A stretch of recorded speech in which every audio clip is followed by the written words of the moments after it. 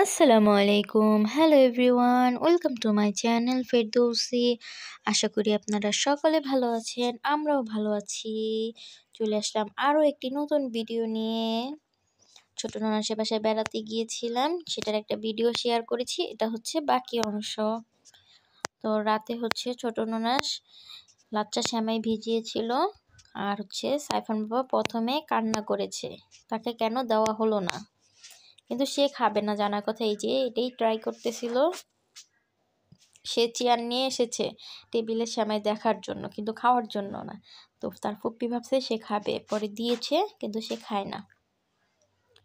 তো পরের দিন সকালবেলা হচ্ছে আমাদের খিচুড়ি রান্না করে দিয়েছিল আমার ননাস, সবজি খিচুড়ি, সাথে আবার চিকেনও ছিল। খিচুড়িটা অনেক মজা হয়েছিল, দুর্দান্ত।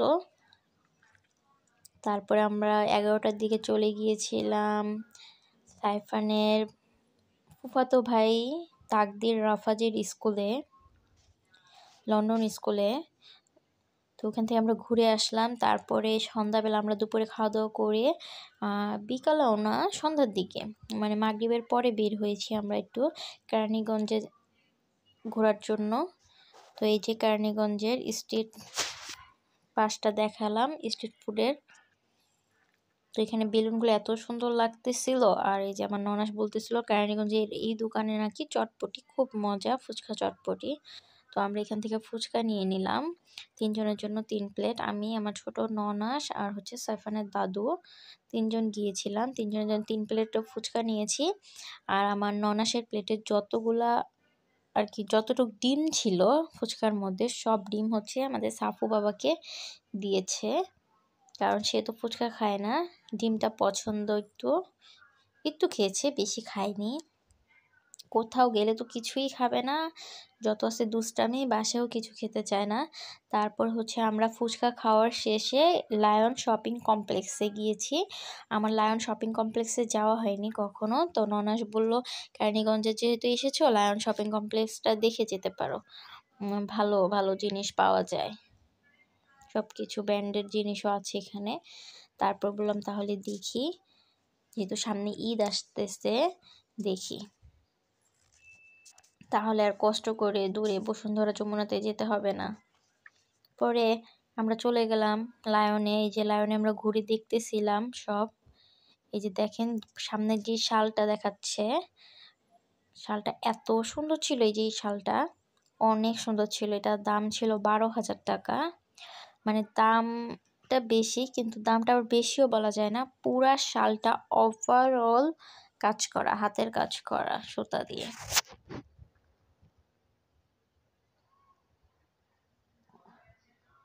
হাতের কাজ কি এমব্রয়ডারি হবে,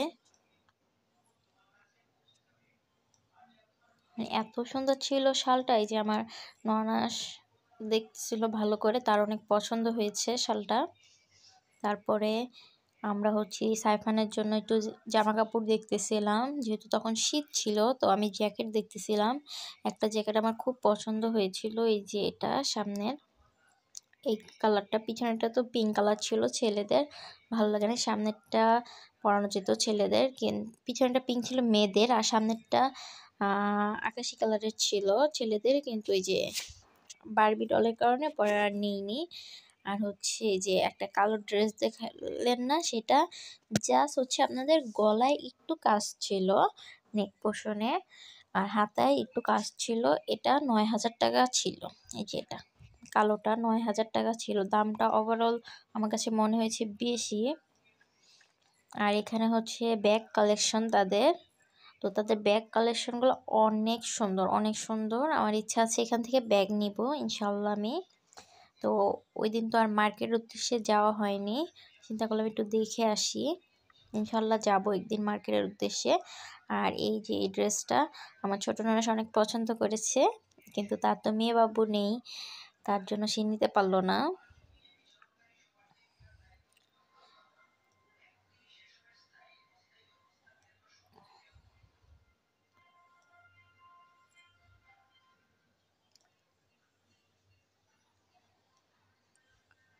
তো প্লিজ আপনারা যারা আছেন এই পর্যন্ত আমার ভিডিওটি দেখতেছেন, লাইক যদি না দিয়ে থাকেন ভিডিওতে প্লিজ একটা লাইক দিয়ে দিবেন, আর বেল আইকনটা অল করে দিবেন, আর সাবস্ক্রাইব করা না থাকলে please subscribe my channel and all করে রাখবেন।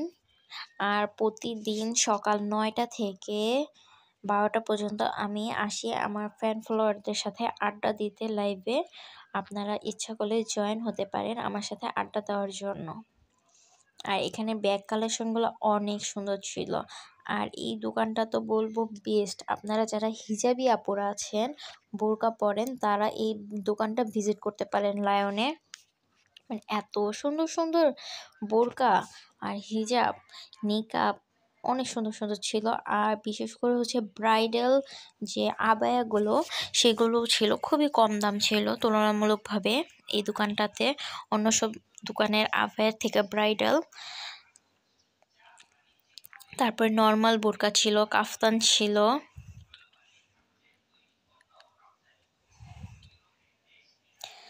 তারপর আমরা ঘোরাঘুরি করে খাওয়া দাওয়া করে আসলাম। তারপরে এই যে আমরা বাসায় চলে এসেছি। বাসায় আসার সময় আমরা এই যে বেলুন নিয়ে এসেছিলাম 3টা, এই যে একটা হলুদ কালার, এই যে একটা পিঙ্ক কালার, আরেকটা নিয়েছিলাম ব্লু কালার। তো এখানে আমি রাফাজকে বলতেছিলাম বেলুনটা উপরে উঠাও, না হলে তোমার ফেস চলে আসবে। পরে সে উপরে উঠাইছিল, পরে আবার দুষ্টামি করে আমি তার একটু ফেস নিয়ে আসছি। পরে এটা ছিল রাফাজ, আমার ছোট নয়সের ছোট ছেলে, তারই মুসলমানি করিয়েছিল, যার কারণে আমরা গিয়েছিলাম। আর এই যে পরে আমাদের সাফু কুট্টুস বাবা বেলুন দিয়ে খেলা করে নিল সুন্দরভাবে। তো এটা ছিল পরের দিন। দেখেন সে কি করতেছে, তার আছে যত দুষ্টামি, এই রুম থেকে ওই রুম, ওই রুম থেকে এই রুম, এরকম। তারপর সন্ধ্যাবেলা হচ্ছে এখানে পিঠা বানানোর আয়োজন চলতেছে। এটাকে কার দেশে কি পিঠা নামে চিনেন আমাকে কমেন্টে অবশ্যই বলে যাবেন কি পিঠা বলে এটাকে। আমি এগুলো পারি না করতে, তো আমি দেখতেছিলাম আর একটু করে ভিডিও নিয়ে নিলাম আপনাদেরকে দেখানোর জন্য। আমরা এটাকে চুই পিঠা বলে থাকি, অনেকে সেমাই পিঠা বলে থাকে। তো আপনারা কে কি বলেন জানাতে পারেন।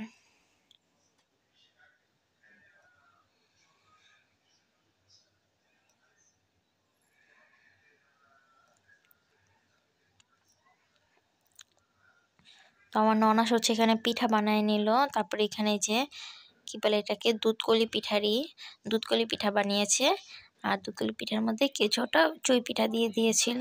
আর এই যে পিঠা হয়ে গেছে, এখন সার্ভ করে নিল সার্ভিং বলে। এখন এখানে একটু এটা কি বলে গ্রেভিটা, ঝোলটা বেশি দেখাচ্ছে, শিরা পিঠার এটা বলতে শিরা বলে, শিরাটা বেশি দেখাচ্ছে। কিন্তু পরে যখন ঠান্ডা হয়ে গিয়েছিল তখন শিরাটা একদম আর কি পারফেক্ট ছিল, আরও টেনে গিয়েছে। পিঠাটা অনেক মজা হয়েছে, সবাই অনেক মজা করে খেয়েছে। আমি পিঠা মিষ্টি জাতীয় খাবার খুবই কম খাই, যার কারণে আমি খুবই অল্প খেয়েছি, কিন্তু খুব মজা হয়েছিল পিঠাটা।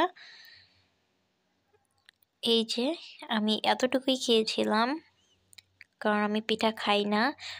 অনেক ঝুরাঝুরির পরে আমি নিয়েছিলাম, তাও আমি সেদিন নিইনি। রাতে সন্ধ্যাবেলা পিঠা বানিয়েছে, তো রাতে সবাই পিঠা খেলো, কিন্তু আমি খাইনি। আমাকে পরে সকালবেলা জোরাজুরি করে পিঠা নিতে বলছে। পরে আমি বলি যে আমি আমার হাত দিয়ে নিব, অল্প নিব, কারণ পিঠা আমার কাছে একটুও ভাল লাগে না।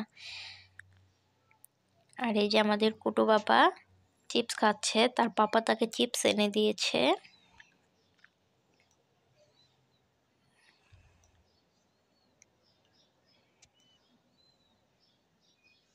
সে রাতে বমি করেছিল, পরে বমি করার পরে তার জন্য বমি ওষুধ সিরাপ নিয়ে এসেছিল আর চিপস নিয়ে এসেছিল। চিপস পেয়ে তো সে মহা খুশি।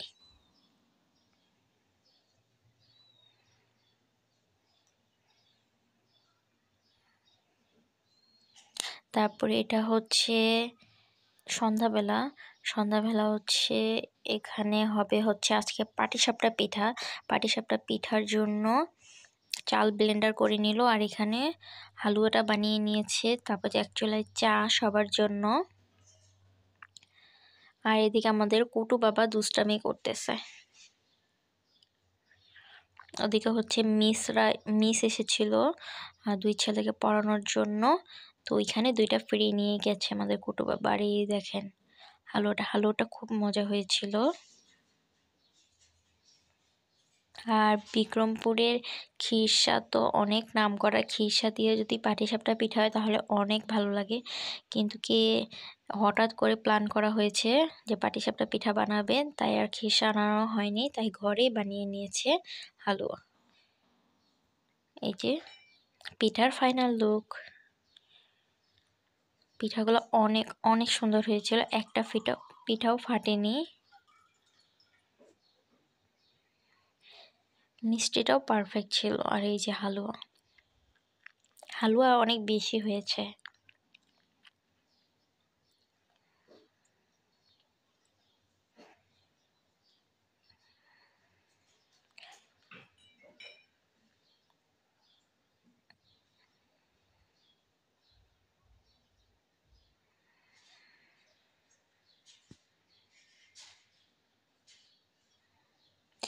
সবাই একটা লাইক দিয়ে আমার চ্যানেলের সাথেই থাকবেন। আজকে এই পর্যন্তই। আল্লাহ হাফেজ।